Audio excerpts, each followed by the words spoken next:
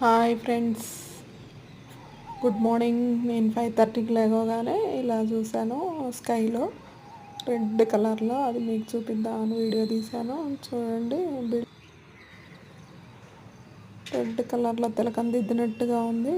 చాలా బాగుంది చూడటానికి. ఆ టైంలో వీడియో తీసి పెట్టాను మీకోసం. చూడండి,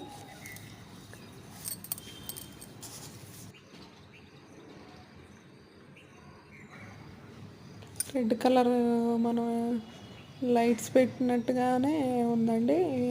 5:30 ఆ టైంలో తెల్లవారుతుందని అంటారు చూడండి. ఆ టైంలో కాకుండా